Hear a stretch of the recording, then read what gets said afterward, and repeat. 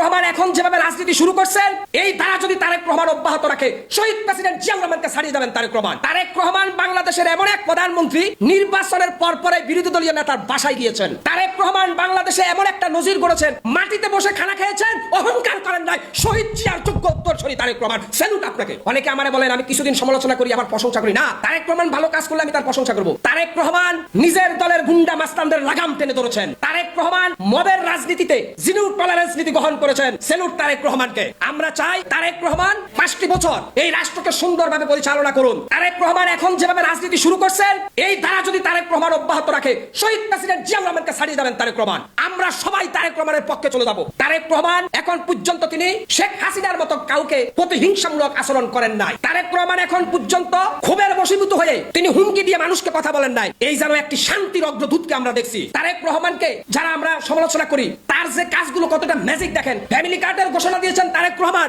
নির্বাচনের পরে তিনি সেটা বাস্তবায়ন করতে শুরু করে দিয়েছেন, যার মানে তার কথা এবং কাজে মিল আছে তারেক রহমানের। এমনকি আমার বিএনপি দালাল বলবেন, আমি সবসময় যারা ভালো কাজ করবে তাদের প্রশংসা করি। তারেক রহমান বাংলাদেশের রাজনীতিতে একটি নজিরবিহীন ইতিহাস সৃষ্টি করতে চাচ্ছেন, আমরা দেখতেছি। তিনি একটি নজিরবিহীন ইতিহাস রচনা করে গেছেন। শেখ হাসিনা ভারতে বসে বসে তারেক রহমানকে দেখে লজ্জিত হচ্ছে যে আমিও প্রধানমন্ত্রী আর তারেক রহমানকে প্রধানমন্ত্রী দেশে। শেখ হাসিনা বলেছিল, বেটা তোর যদি সাহস থাকে বাংলাদেশে আয়। ভাগ্যের কি নির্মম পরিহাস, তারেক রহমানকে বিধাতা শেখ হাসিনার আসনে সম্মানিত বসিয়েছেন। আজকে তারেক রহমান বাংলাদেশের গর্বিত প্রধানমন্ত্রী। শেখ হাসিনা দিল্লিতে বসে বসে এখন জ্বলে পুড়ে অঙ্গার হয়ে যাচ্ছে। এখানেই শেষ নয়, তারেক রহমান ক্ষমতা হস্তান্তরের পরে হয়তো বাংলাদেশে জামাত ইসলাম ক্ষমতা আসতে পারে, আমরা যেটা ধরে নিচ্ছি এখন। কারণ শেখ হাসিনা এখন পর্যন্ত তার অপরাধ স্বীকার করেনি। 5 আগস্টে শেখ হাসিনা যে হিমালয় পর্বতমালা সমান পাপ করেছে, সেই পাপের জন্য সে এখন অনুশোচনা বোধ করে নাই। যার মানে সে প্রতিশোধের নেশায় মগ্ন হয়ে আছে। শেখ হাসিনা দিল্লি থেকে বাংলাদেশে আসবে, আবার গণভবনে ঢুকে হাঁস মুরগি পালবে, আবার জনগণকে তিনি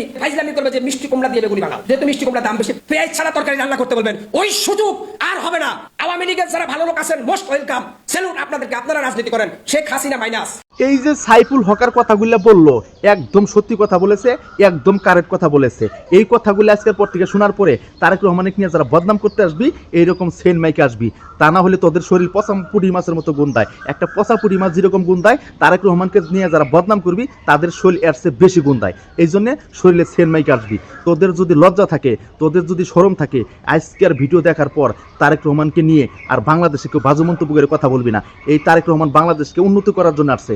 তারেক রহমান বাংলাদেশকে উন্নতি করার জন্য সরকার হয়েছে, উনাকে স্বয়ং আল্লাহ তালাই বসায় দিয়েছে যে তোর দ্বারাই বাংলাদেশ উন্নতি হবে, তাছাড়া কারোর দ্বারাই হবে না। আর তোরা যারা বদনামকারী, আজকের পরে থেকে ভালো হয়ে যা, মাথায় টুপি দিয়ে তারপর তারেক রহমানের দিকে শুভকামনা করবি। তাছাড়া বদনাম তোরা করিস না। তোদের জন্য কোনো কাজ করে তারেক রহমান শান্তি পাইতেছে না। তোরা